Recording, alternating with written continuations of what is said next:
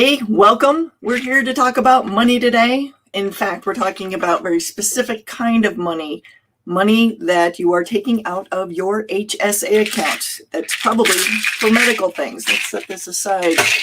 Not do drugs while we do these things, right? HSA accounts. I've talked about them before. They're one of my absolutely favorite savings devices. And as far as I've been able to find, they are the only place in the tax code where savings is double tax-free.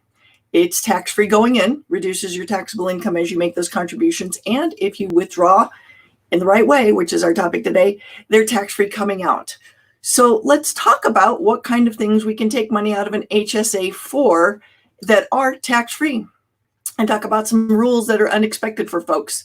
For instance, one thing lots of people don't realize is an expense you incur this year doesn't have to be reimbursed this year.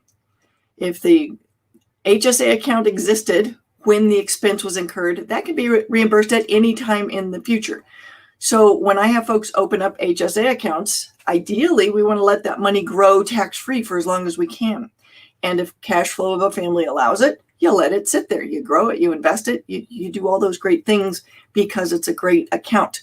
Now, along the way, you're going to have qualified medical expenses. We'll talk about what those are in a minute. But as time is progressing, save those receipts. Put them in a file, qualified medical expenses, because there may be a time in the future you'd like to access that money in that Roth.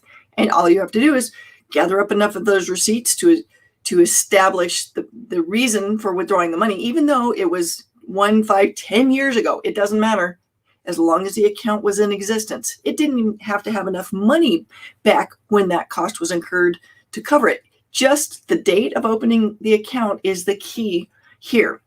So keep a file of your receipts. That's number one, that expenses can be reimbursed all the way back to the beginning of the account. So that's our first thing today. By the way, as always, we've got a nice spreadsheet for you.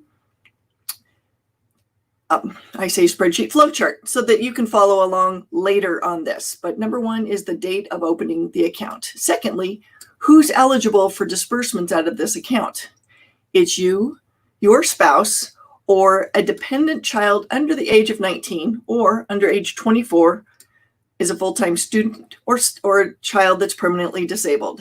So those are the people eligible that you can pay for eligible expenses on their behalf. You, your spouse, your kiddos under 19 or under 24 full-time students, or a fully disabled child.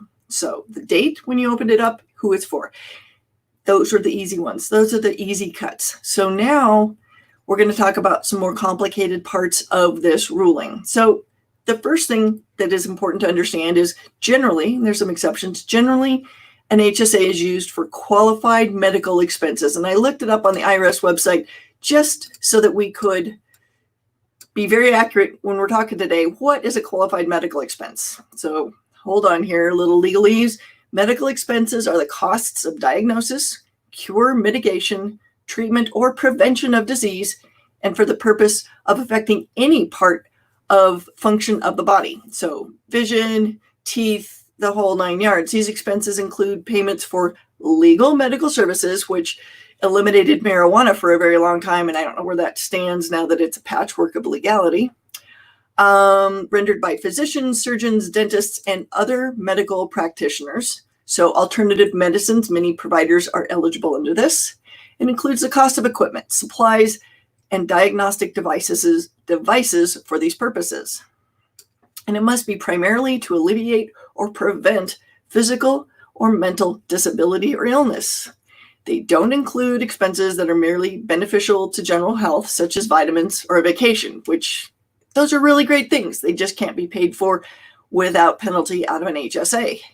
So the medical expenses include the premiums you pay for insurance that covers the expenses of medical care and the amounts that you pay for transportation to go to medical care.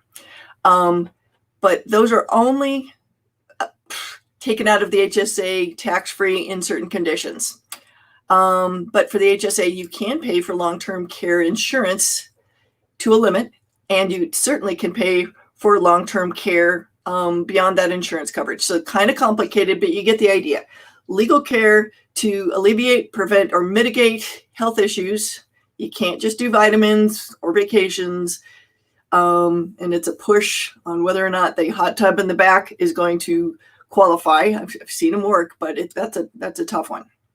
So QME, if you're looking in the literature, qualified medical expenses. So let's start talking about whether or not you'll be taxed and, heaven forbid, be subject to a 20% penalty, because there's some situations where the expenditure won't be eligible for the taxable exclusion, and then sometimes where not only is the distribution going to be taxed, but they also tack on a 20% penalty. So first things first, most expenditures, people get it. They spent money on going to the doctor, they paid it out of the HSA, bada bing, bada boom, that's going to be okay. Now, if something happened and you got reimbursed for that money later, that then turns that money into a taxable distribution. Gosh darn it. And so we want to avoid that. So make sure that if you're using your HSA money, don't spend it on things, take the money out where you expect a reimbursement. So that's kind of a big deal. If you happen to do that and you're under 65, you will be subject to the tax and a 20% penalty. So that's kind of annoying.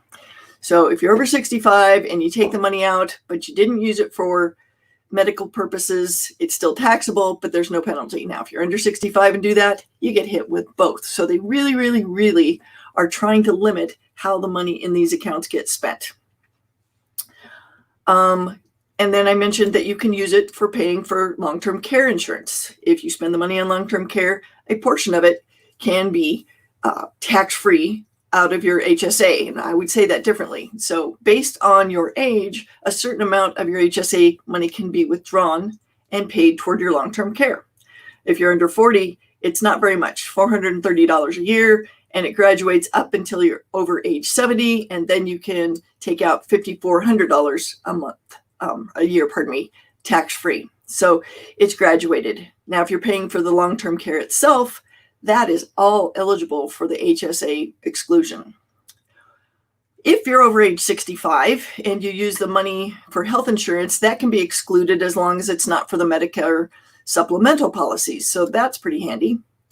And if the distribution was used to pay COBRA or health insurance premiums while receiving unemployment, that is a qualified medical expense and qualifies for the exclusion. So this is kind of a meaty topic. And like I mentioned at the start, we've got a nice flow chart that can walk you through this stuff. I stand by my opinion that the HSA is really a powerful savings tool because of its double tax-free nature. But we need to get everybody educated on how those monies can be withdrawn. We don't want to pay the taxes, and we certainly don't want to pay that 20% penalty. So if you've got questions, if you've got an HSA account and you want to know how to get the most value out of it, use it for these purposes, but even better than that, let it sit there and grow until retirement, because I assure you we'll all have medical expenses in retirement, and take it out then. There's less chance of getting hit with the 20% penalty, and certainly more expenses we can use this on. And then the entire time that money has grown tax-free, and generally you'll be able to withdraw it tax-free. So HSAs, they are really a powerful tool. Can't wait to hear what questions you have about this. As always, this is Dee Dee Jones with Innovative Financial. Be sure to like, follow, and join us here Mondays, Wednesdays, and Fridays live at noon. Take care.